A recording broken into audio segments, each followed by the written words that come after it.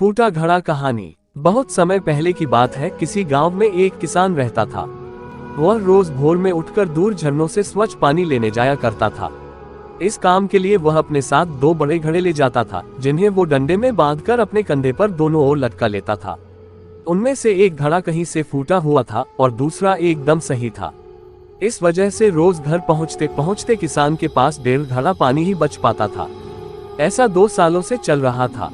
सही घड़े को इस बात का घमंड था कि वो पूरा का पूरा पानी घर पहुंचता है और उसके अंदर कोई कमी नहीं है। वहीं दूसरी तरफ फूटा घड़ा इस बात से शर्मिंदा रहता था कि वो आधा पानी ही घर तक पहुंचा पाता है और किसान की मेहनत बेकार चली जाती है।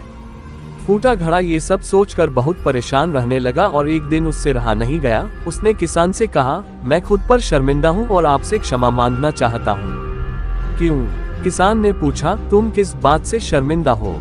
शायद आप नहीं जानते, पर मैं एक जगह से फूटा हुआ हूँ और पिछले 2 सालों से मुझे जितना पानी घर पहुँचाना चाहिए था बस उसका आधा ही पहुँचा पाया हूँ। मेरे अंदर ये बहुत बड़ी कमी है और इस वजह से आपकी मेहनत बर्बाद होती रही है। फूटे घड़े ने दुखी होते हुए कहा। किसान को घड़े की बात सुनकर थोड़ा डैक हुआ और वह बोला, कोई बात नहीं, मैं चाहता हूँ कि आज लौटते वक्त तुम रास्ते में पड़ने वाले सुंदर फूलों को देखो।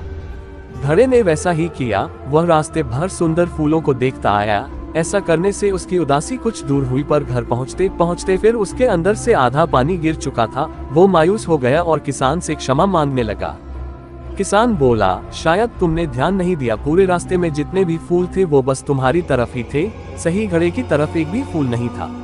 ऐसा इसलिए क्योंकि मैं हमेशा से तुम्हारे अंदर की कमी को जानता था और मैंने उसका लाभ उठाया। मैंने तुम्हारे तरफ वाले रास्ते पर रंग बिरंगे फूलों के बीज बो दिए थे। तुम रोज थोड़ा थोड़ा करके उन्हें सींचते रहे और पूरे रास्ते को इतना खूबसूरत बना दिया। आज तुम्हारी वजह से ही मैं इन फूलों को भगवान को अर्पित कर पाता हूँ और अपना घर सुंदर बना पाता हूँ। तुम ही सोचो, अगर तुम जैसे हो वैसे नहीं होते तो भला क्या मैं ये सब कुछ कर पाता।